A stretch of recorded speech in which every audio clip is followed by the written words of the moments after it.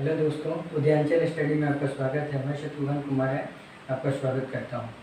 आज हम लोग बात करेंगे सौर मंडल में ग्रहों की स्थिति के विषय में। जैसा कि हम पहले के लेक्चर में हम बता चुके हैं कि सौर मंडल किसे कहते हैं, लेकिन फिर भी मैं अभी भी एक बार सौर मंडल को परिभाषित कर दे रहा हूँ। सौर मंडल यानी सूर्य और सूर्य की परिक्रमा करने वाले ग्रह, ग्रहों की परिक्रमा करने वाले उपग्रह, क्षुद्र ग्रह, इन सभी की सम्मिलित रूप को हम सौर मंडल कहते हैं। तो आइए अब हम जानते हैं कि सौर मंडल में ग्रहों की क्या स्थिति है। तो उसके लिए हम सबसे पहले आप लोगों को बताना चाहेंगे कि सौर मंडल में ग्रहों की स्थिति जानने के लिए एक बहुत ही अच्छा कोटेशन है, या यूँ कहें कि एक वाक्य है। हम उसी से इसकी शुरुआत करते हैं। वो है कि माई वेरी एफिशिएंट मदर सब my very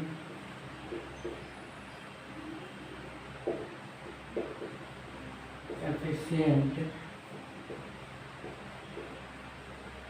mother just served us nuts। तो दोस्तों, हम इसमें क्या करेंगे कि ये जो वाक्य है इसके प्रत्येक पहले डिजिट को हम यहाँ से देखेंगे और पहले डिजिट से ही हमारे ग्रहों की स्थिति का वर्णन हमें मिल जाएगा। और ये वाक्य इतना सटीक वाक्य है कि सूर्य से इनकी दूरी के अनुसार भी ग्रहों की स्थिति को ये दर्शाता है। जैसे अब हम यहाँ देखते हैं, एम को उठाते हैं तो एम से मरकरी को हिंदी में बोलेंगे बुध। वीनस हिंदी में बोलेंगे शुक्र। अर्थ यानी कि हमारी पृथ्वी, अर्थ यानी पृथ्वी। और मार्स यानी मंगल। और जे यानी जुपिटर यानी बृहस्पति। और सैटर्न यानी शनि।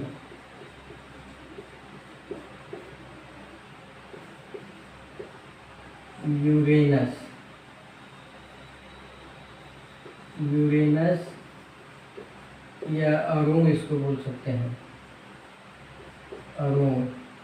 और ये नेपच्यून या वरुण। अब आइए एक एक करके इसके विषय में जानते हैं। ये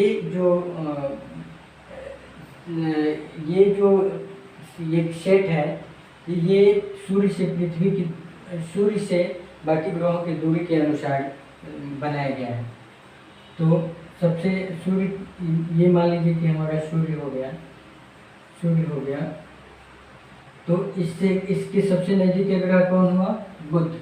फिर उसके बाद शुक्र, फिर पृथ्वी, फिर मंगल, फिर बृहस्पति, फिर शनि, फिर वीनस, फिर नेपच्यून। तो इस तरह से इसका वर्णन हम बहुत आसानी से कर सकते हैं। अब हम क्या करेंगे कि हम एक एक करके इनको हम देखते हैं। तो सबसे पहले हम लोग बात करेंगे बुध के बारे में, जो कि सूर्य से सबसे नज़दीक का ग्रह है। और जाहिर सी बात है, जब सबसे नज़दीक का ग्रह है तो ये सबसे अधिक जल्दी सूर्य की परिक्रमा भी कर लेगा। तो और अपने अक्ष पे इसका घूर्णन भी हम बताएंगे। सभी ग्रहों का अपने अक्ष पे घूर्णन, जैसे ग्रहों की गति जो होती है, हम पृथ्वी की गतियाँ जब पढ़ाएंगे तो उसमें हम इसका वर्णन बखूबी करेंगे, लेकिन यहाँ पे भी हम एक छोटे से उस पर हम बता देते हैं। जैसे इसमें क्या है कि सभी ग्रहों की दो गतियाँ होती है, एक परिक्रमण गति होती है और दूसरा घूर्णन गति होती है। तो हम सबका बताएंगे। पहले हम बुध के बारे में जानते हैं। ये सूर्य के सबसे नज़दीक का ग्रह है। सूर्य के सबसे नज़दीक का ग्रह है। दूसरा इसमें क्या हो गया कि ये इसका जो तापांतर होता है, इसका तापांतर ये बहुत अधिक होता है। जैसे ये इसका दिन में 400 डिग्री सेंटीग्रेड तक इसका ताप पहुंच जाता है और रात में -150 डिग्री तक इसका चला जाता है। तो इसका देखा जाए तो 600 डिग्री सेंटीग्रेड का तापांतर होता है। तीसरा, इसके पास अपना कोई उपग्रह नहीं है। इसके पास अपना कोई उपग्रह नहीं है। चौथा जो बिंदु है वो ये है कि बुध अपने सूर्य की परिक्रमा 88 दिन यानी सबसे कम दिनों में पूरा करता है। 88 दिन में ये सूर्य की परिक्रमा कर लेता है और अपने अक्ष पे यानी घूर्णन, ये अपने अक्ष पे 59 दिन में घूर्णन करता है। यही वजह है कि यहाँ जीवन संभव नहीं है। एक तो यहाँ का तापांतर और दूसरा इसका घूर्णन और इसका क्या कहते हैं परिक्रमा, दोनों जो है काफ़ी अधिक है। तो परिक्रमा तो बहुत कम है लेकिन घूर्णन जो है बहुत अधिक है, जिसकी वजह से घूर्णन जो होता है वो दिन रात का कारक होता है। लेकिन यहाँ पे क्या है कि इसका घूर्णन बहुत ही अधिक दिनों के लिए है, इसलिए यहाँ पे ये जीवन संभव नहीं है। अब हम यहाँ से जान लेते हैं शुक्र के बारे में।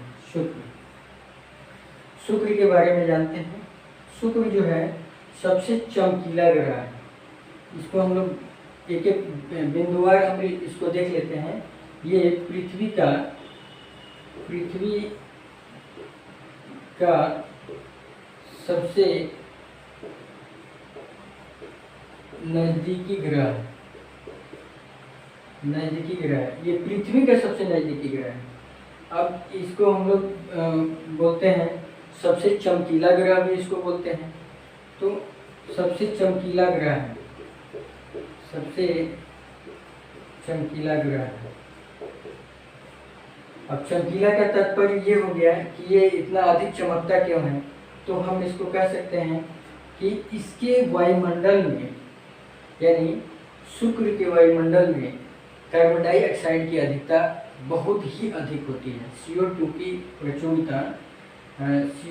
प्रचुरता यहाँ पे लगभग 98% होती है। इससे ये क्या करता है कि ये सूर्य से ऊष्मा को अवशोषित कर लेता है और बहुत अधिक गर्म हो जाता है। इसीलिए कहा जाता है कि ये सबसे अधिक गर्म क्यों होता है, जबकि ये सूर्य से दूर है और सूर्य से सबसे नज़दीक है बुध। तो वो इतना सबसे अधिक, बहुत लोग ऐसा बोलते हैं कि बुध नज़दीक है तो बुध को अधिक गर्म होना चाहिए, लेकिन ऐसा नहीं है। ऐसा इसलिए नहीं है क्योंकि बुध का तापमान 600 डिग्री सेंटीग्रेड है और यहाँ पे कार्बन डाइऑक्साइड की अधिकता इतनी है कि यहाँ 98% है, जिसकी वजह से वो ऊष्मा को अवशोषित करके और ये बहुत अधिक गर्म हो जाता है। इसलिए सूर्य से दूसरा दूरी ग्रहण करते हुए भी ये सबसे अधिक गर्म हो जाता है। चलिए, तो यहाँ हम लोग समझ गए कि इसकी गर्मी का क्या कारण है, कार्बन डाइऑक्साइड, जो कि ऊष्मा को अवशोषित करके बहुत अधिक गर्म हो जाता है। ये इतना अधिक चमकता है कि इस वजह से इसको हम लोग सांझ का तारा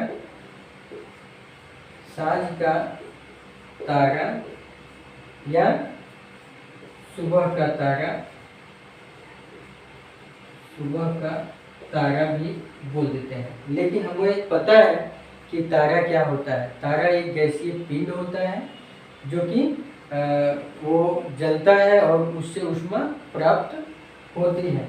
जबकि जो हमारे ग्रह हैं इनके पास अपनी कोई ऊष्मा नहीं होती है, फिर भी इसको तारा कहा जाता है। ये एक उपमा दिया गया है इस ग्रह को चमकने की वजह से। तो शुक्र के विषय में एक और सबसे इम्पोर्टेंट बात रह गई है कि शुक्र जो है, यहाँ से शुक्र हो गया, इधर से दूसरा, और इधर से अरुण हो गया, इधर से दूसरा। इसको याद करने का सबसे सटीक तरीका है, जैसे इधर से भी दूसरा ग्रह हो गया और इधर से दूसरा ग्रह हो गया। इनके विषय में सबसे अद्वितीय इनका गुण है कि सभी ग्रह पश्चिम से पूर्व की तरफ परिक्रमा करते हैं सूर्य का। लेकिन ये यूरेनस यानी कि अरुण और शुक्र, ये दो ऐसे ग्रह हैं जो पूर्व से पश्चिम की तरफ सूर्य की परिक्रमा करते हैं। इसकी वजह से इन ग्रहों पे सूर्योदय पश्चिम की तरफ से होता है और बाकी ग्रहों पे पूर्व की तरफ सूर्योदय होता है। ये क्वेश्चन कई बार पूछा भी जा चुका है। ये क्वेश्चन झारखंड पीसीएस में पूछा जा चुका है, बीपीएससी में भी पूछा जा चुका है और जेपीएमएस में भी पूछा जा चुका है। तो आइए अब हम यहाँ पे जानते हैं कि इसको और क्या क्या बोलते हैं। इसको हम लोग बोलते हैं पृथ्वी की जुड़वा बहन। इसको हम लोग पृथ्वी की जुड़वा बहन बोलते हैं। इसका कारण क्या है? पृथ्वी की बहन या जुड़वा बहन बोलते हैं। पृथ्वी की बहन या जुड़वा बहन बोलते हैं, जुड़वा बहन बोलते हैं। इसका कारण क्या है? इसका कारण ये है कि इसका आकार और घनत्व लगभग पृथ्वी के जैसा ही है। तो यहाँ से एक और पॉइंट आ गया, छठा पॉइंट, कि इसका आकार और घनत्व जो है, और घनत्व यानी डेंसिटी लगभग पृथ्वी के समान ही है, पृथ्वी के समान है, पृथ्वी के समान है। तो यहाँ से ये हो गया। अब हम इसकी बात करते हैं, इसके घूर्णन काल की बात करते हैं और फिर इसके परिक्रमण काल की बात करते हैं। तो आइए हम देखते हैं इसकी परिक्रमण काल। ये सूर्य की परिक्रमण काल, ये सूर्य की परिक्रमा 255 दिन में पूरा करता है। ये ग्रह सूर्य की परिक्रमा 255 दिनों में पूरा करता है। अब इसकी घूर्णन गति को देख लेते हैं। और ये अपने अक्ष पे घूर्णन यानी कि अपने अक्ष पे ये घूमता है, तो पूरा एक चक्कर लगाने में कितना समय लेता है? 243 दिन। 243 दिन में ये अपने अक्ष पे एक चक्कर पूरा करता है। तो ये हो गया हमारा शुक्र के विषय में। हमें उम्मीद है कि बुध और शुक्र के विषय में आप लोगों को अच्छा नॉलेज हो गया है। अब हम बात करेंगे पृथ्वी के बारे में। अब हम बात करेंगे पृथ्वी के बारे में। आइए हम जानते हैं पृथ्वी पे चूँकि हम रहते हैं तो इसके विषय में हमें तो जानकारी होनी ही चाहिए, क्योंकि पृथ्वी हमारा आवास है, निवास है, तो हमें इसके विषय में जानकारी तो होनी ही चाहिए। तो आइए अब हम बात करते हैं पृथ्वी के बारे में। तो पृथ्वी के विषय में क्या है? इसको हम लोग बोलते हैं नीला ग्रह भी बोलते हैं, नीला ग्रह भी बोलते हैं। नीला ग्रह क्यों बोलते हैं? क्योंकि यहाँ जल की प्रचुरता है, इस वजह से इसे हम नीला ग्रह बोलते हैं। तो दूसरा पॉइंट क्या कह सकते हैं? जल की उपलब्धता। तीसरा यहाँ पे क्या ये है कि पृथ्वी जो है यही एक ऐसा ग्रह है जहाँ जीवन संभव है। हम लोग भी पृथ्वी पे निवास करते हैं, क्योंकि यहाँ पे जो एक जीवन के लिए उपयुक्त वातावरण का जरूरत होता है वो सारी चीज़ें हैं। और उसका कारण क्या है? उसका कारण है पृथ्वी का अपने अक्ष पर 23.5 डिग्री झुका होना। इसकी वजह से जो इसका झुकाव, ये मान लीजिए कि पृथ्वी है, ये पृथ्वी है, तो इसका जब हम कक्षीय समतल की बात करेंगे तो कक्षीय समतल ये हो गया और ये इसका परपेंडिकुलर हो गया। तो परपेंडिकुलर से 23.5 डिग्री झुका हुआ है, ये मान लीजिए ये 23.5 डिग्री झुका हुआ है, 23.5 डिग्री ये इसका जो झुकाव है। यानी कि अब हम कहेंगे कि पृथ्वी का जो अक्ष है वो ये है, पृथ्वी ये हो गया साउथ पोल और ये हो गया नॉर्थ पोल। तो इस झुकाव की वजह से और इसके समतल से ये 66.5 डिग्री का कोण बनाते हैं, 66.5 डिग्री का। तो ये जो पृथ्वी का झुकाव है, इसी की वजह से, इसकी हम बात करेंगे पृथ्वी की गतियाँ जब चैप्टर आप लोगों को बताएंगे तो उसमें हम इसका बात करेंगे कि इसकी वजह से ऋतु परिवर्तन होता है और ऋतु परिवर्तन होने की वजह से यहाँ वायुमंडल और पर्यावरण में एक सामंजस्यता की स्थिति बनी रहती है, जो कि जीवन के लिए बहुत ही अनुकूल पहलू है। तो ये हो गया। चौथी बात करते हैं। चौथी बात ये है कि इसका ये पृथ्वी जो है, पृथ्वी का जो घूर्णन काल होता है, घूर्णन यानी अपने अक्ष पे घूमना, ये 24 घंटा में इसको लगभग 24 घंटा कह सकते हैं, क्योंकि ये एग्जैक्ट घूमता तो है 23 घंटा 56 मिनट में, 23 घंटा 56 मिनट में, 23 घंटा 56 मिनट में ही एक घूर्णन कंप्लीट कर लेता है। तो अब लेकिन हम इसको 24 मानते हैं। अब इसका परिक्रमण काल देख लें। परिक्रमण काल, पृथ्वी की जो परिक्रमण काल है, यानी कि पृथ्वी सूर्य की परिक्रमा 365 दिन और 6 घंटा में पूरा करती है। यानी कि पृथ्वी सूर्य की परिक्रमा 365 दिन और 6 घंटा में पूरा करती है। अब यहाँ इसकी चंद्रमा की बात करें। जब हम चंद्रमा का बात करते हैं तो चंद्रमा का अर्थ होता है उपग्रह। तो हम लोग पृथ्वी के उपग्रह को चंद्रमा नाम दे दिए हैं। कि इस तरह से और ग्रहों के जब ग्रह की बात करते हैं तो वहाँ भी बहुत सारी किताबों में या एनसीईआरटी में भी ये देखने को मिलता है कि वहाँ पे ग्रह को ये लोग चंद्रमा से संबोधित किए हैं। तो चंद्रमा का जब भी जिक्र हो तो हमें ये समझना चाहिए कि ये चंद्रमा की बात ना होकर उपग्रह की बात हो रही है।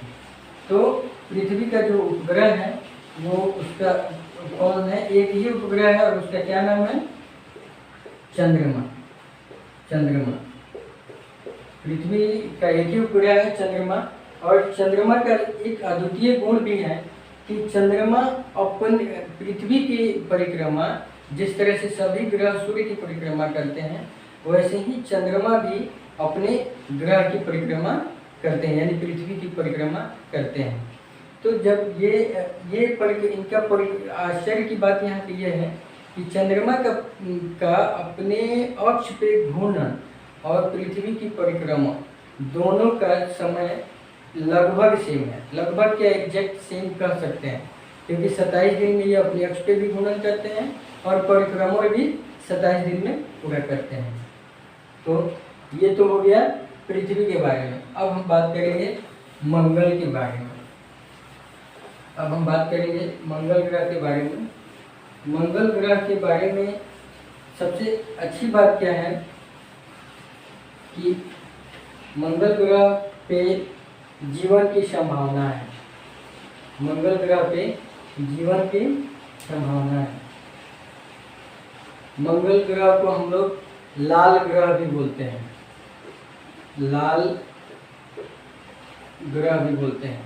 लाल ग्रह बोलने का कारण क्या है, क्योंकि यहाँ आयरन ऑक्साइड की बहुत अधिक प्रचुरता है। लाल ग्रह कहने का कारण क्या है, यहाँ पे आयरन ऑक्साइड की बहुत अधिक प्रचुरता है। इसका एक और सबसे अहम बात यह है कि मंगल ग्रह का जो है मंगल ग्रह अपने अक्ष पे 25 डिग्री झुका हुआ है, 25 डिग्री झुका हुआ है, जिसकी वजह से यहाँ भी ऋतु परिवर्तन होता है। और ऋतु परिवर्तन यहाँ हो रहा है तो इसका तात्पर्य यह है कि यहाँ जीवन की संभावना है। हमारे सभी खगोलविद इस पे लगे हुए हैं कि मंगल ग्रह पे भी जीवन की संभावना लगभग वो दिख रही है। और इसका कारण क्या है कि इसके अपने अक्ष पे 25 डिग्री झुका होना, तो यहाँ भी ऋतु परिवर्तन होता है। ये अपने अक्ष पे 25 डिग्री झुका है, इस वजह से ऋतु परिवर्तन होता है। और ऋतु परिवर्तन होता है यानी जीवन की संभावना यहाँ पे है। अब तीसरी बात यहाँ पे ये हो जाती है कि इसका जो परिक्रमण काल है ये सूर्य की परिक्रमा 687 दिनों में पूरा करता है, 687 दिन में पूरा करता है। और एक और अच्छी बात है जो कि पृथ्वी से हूबहू मिलता है, ये इसका जो घूर्णन है, अपनी अक्ष पे घूमना, ये एग्जैक्ट पृथ्वी के जैसा ही है, एक दिन ये लेता है। इसलिए ये देखा जा रहा है कि मंगल ग्रह पे जीवन की संभावना है। अब इसके हम उपग्रह की बात करते हैं तो इसके पास 2 उपग्रह हैं,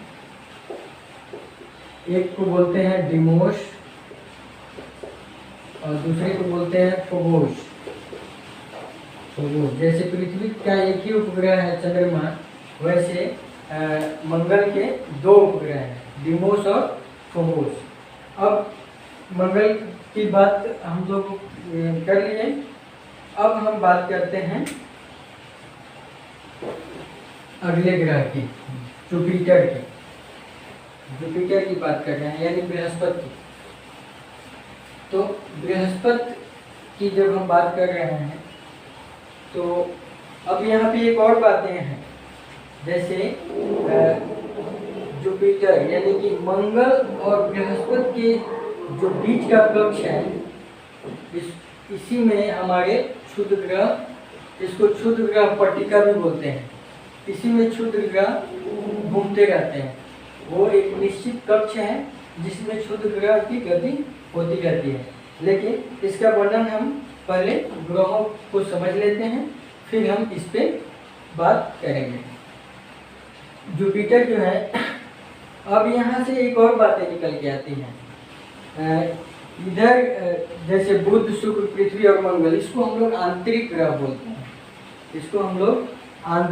बोलते हैं, यहाँ से लेके आंतरिक ग्रह, इंटरनल प्लैनेट, आंतरिक ग्रह बोलते हैं, यहाँ से यहाँ तक, ठीक है, इसको आंतरिक ग्रह बोलते हैं। आंतरिक ग्रह बोलने का कारण क्या है? क्योंकि ये सूर्य के नजदीक के ग्रह हैं और इसको हम पृथ्वीय ग्रह भी बोलते हैं, क्योंकि बुध, शुक्र, पृथ्वी और मंगल, इन चारों में सबसे बड़ा पृथ्वी है, तो इसलिए हम इसको पृथ्वीय ग्रह भी बोलते हैं। जैसे एक आदमी बहुत बदमाश भी है, तो उसको अगर मत अधिक मिल जाता है प्रजातांत्रिक देश में, तो वो सीट ऑक्यूपाई हो जाता है। वैसे ही यहाँ पे सबसे बड़ा पृथ्वी है, इसलिए इसको हम लोग पृथ्वीय ग्रह के भी नाम से जानते हैं। तो ये हो गया पृथ्वीय ग्रह। और उसके बाद से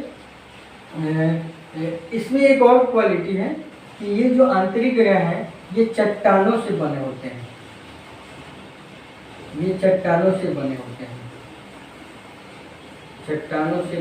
हैं, और भी चीज़ें होती हैं, लेकिन चट्टानें, यानी कि एक स्थूलता होता है इसमें। और इनको हम लोग बोलते हैं, इधर बृहस्पति, शनि, यूरेनस, नेपच्यून, इसको हम लोग बोलते हैं बाह्य ग्रह बोलते हैं, बाह्य ग्रह। और इसको हम लोग ये बाह्य ग्रह भी बोलते हैं और पृथ्वी बृहस्पतीय ग्रह भी बोलते हैं, बृहस्पतीय ग्रह भी बोलते हैं। वैसे देखा जाए तो 8 ग्रहों में सबसे बड़ा ग्रह है बृहस्पति।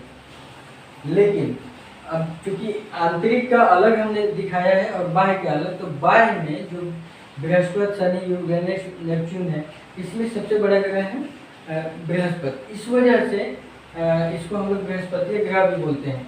ये गैसों से बने होते हैं, ये गैसों से बने होते हैं, ये गैसों से बने होते हैं। तो ये चीज़ तो समझ में आ गया। अब हम लोग फिर यहाँ बुध, शुक्र, पृथ्वी और मंगल को हम लोग जान चुके हैं। अब बृहस्पति, शनि और यूरेनस और नेपच्यून को जान लेते हैं।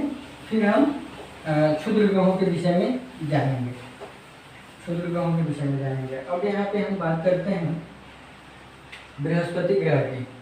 तो बृहस्पति ग्रह आकार में सबसे बड़ा है, सबसे बड़ा है।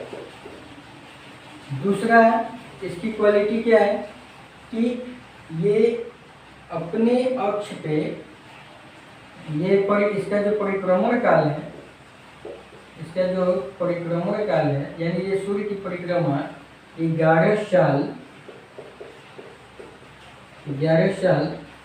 11 महीना, इसको हम लोग कह सकते हैं लगभग 12 साल में पूरा करता है। और तीसरी बात क्या है, इसका घूर्णन, ये अपने अक्ष पे 9 घंटा 56 मिनट में घूम जाता है। यानी कि अपने ही अक्ष पे ये 9 घंटा 56 मिनट में घूम जाता है। इसके पास जो उपग्रहों की संख्या है, यानी कहीं भी किसी किताब में या एनसीईआरटी में मिल जाता है चंद्रमा।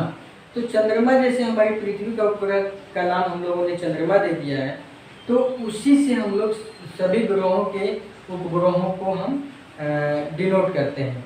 तो कहीं कहीं पे ये भी कहा जाता है कि क्वेश्चन पूछ देता है कि बृहस्पति के चंद्रमा की संख्या क्या है। तो जब भी चंद्रमा का जिक्र करता है तो हमें समझना चाहिए कि ये चंद्रमा का जिक्र नहीं कर रहा है, ये एक्चुअली उपग्रह की बात कर रहा है। तो बृहस्पति का जो उपग्रह है वो, इसके उपग्रहों की संख्या है 53, यानी 53। तो ये हो गया बृहस्पति के बारे में। अब हम बात करेंगे शनि के बारे में। शनि, बृहस्पति के बाद शनि यानी सैटर्न, शनि के बारे में अब हम बात करते हैं। शनि जो है ये शनि ग्रह, इसके जो परिक्रमण काल है, इसका जो परिक्रमण काल है वो है 29 साल 5 महीना। 29 साल 5 महीना में ये सूर्य की एक परिक्रमा करता है और अपने अक्ष पे घूर्णन, ये अपने अक्ष पे घूर्णन 10 घंटा 40 मिनट में पूरा कर लेता है। ये अपने अक्ष पे घूर्णन 10 घंटा 40 मिनट में पूरा कर लेता है। और तीसरी बात कि इसके पास चंद्रमा, यानी कि उपग्रहों की संख्या भी एग्जैक्ट सिमिलर है बृहस्पति के, यानी कि बृहस्पति के भी 53 है और इसके भी 53 चंद्रमा है। अब हम बात करते हैं यूरेनस की। तो जब यूरेनस की बात करते हैं तो इसका परिक्रमण काल है,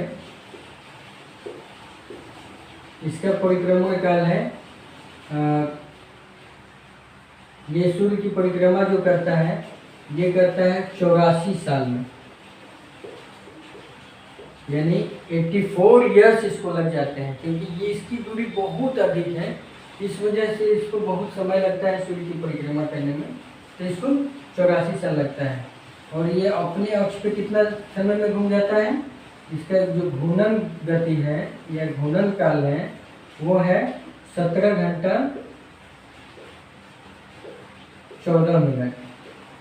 ये 17 घंटा 14 मिनट में अपने अक्ष पे घूम जाता है।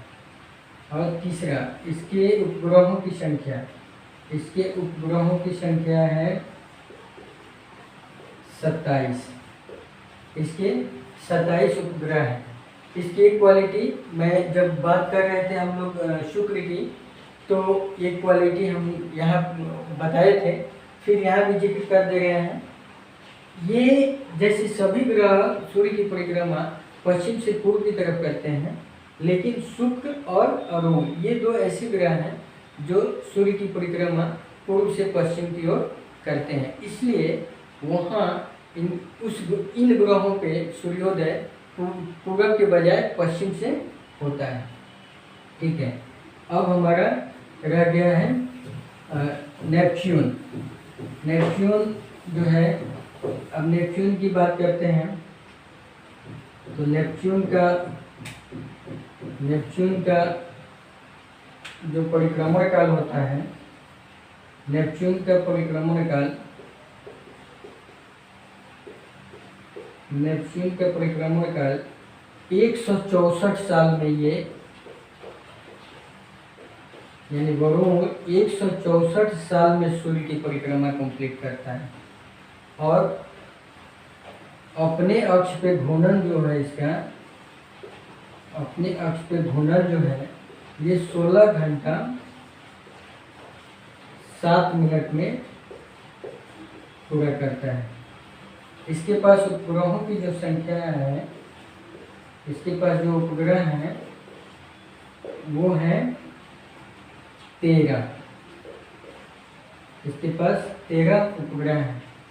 तो हम लोगों ने सभी ग्रहों को अच्छा से पढ़ा और समझा। अब हम बात करते हैं क्षुद्र ग्रहों के बारे में।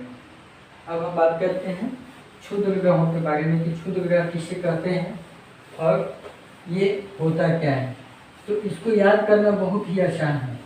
बहुत लोग परेशान हो जाते हैं कि इसको कैसे याद करें।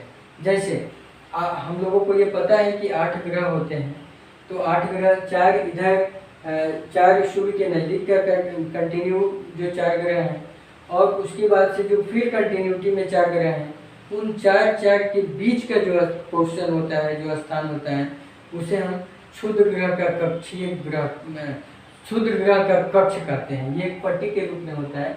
और ये क्षुद्र ग्रह क्या होते हैं? जब बिग बैंग हुआ था, जब महाविस्फोट हुआ था, या तो छोटे छोटे टुकड़े। अब छोटे छोटे टुकड़े का मतलब, खगोल में कोई भी चीज़ छोटा नहीं होता है। वहाँ पे 1000 किलोमीटर को छोटा माना जाता है।